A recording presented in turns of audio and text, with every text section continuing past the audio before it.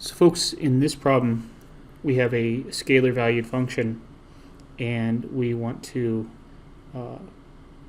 integrate the line integral over that function.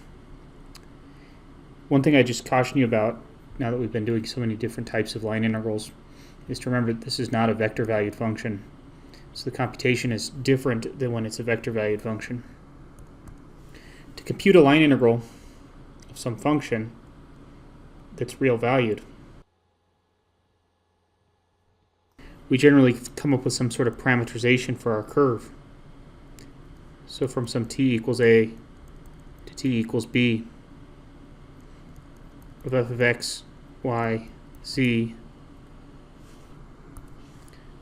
times the magnitude of r prime of t dt.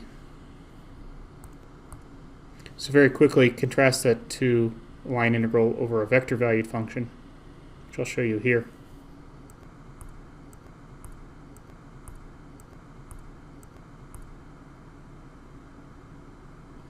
In some ways this problem is fairly straightforward, given that we were already given a parameterization for the curve and didn't have to come up with it ourselves.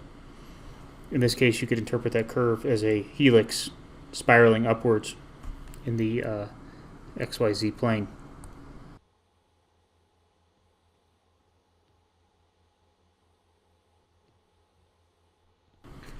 So you can see the start of a elliptical path here. If it continued on in time, it would continue to start spiraling around the z-axis, rising. So now that we've got this curve sketched, which really wasn't necessary to answer the question, let's go ahead and set up our line integral.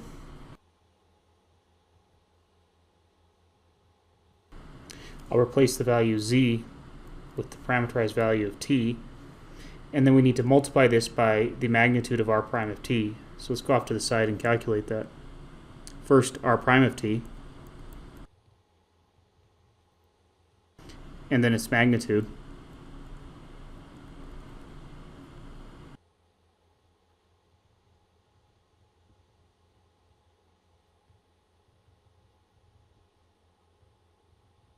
So now we've got the magnitude of r prime of t. We simply insert that into our line integral.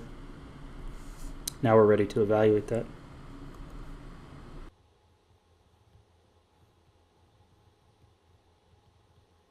Giving us the value of that line integral.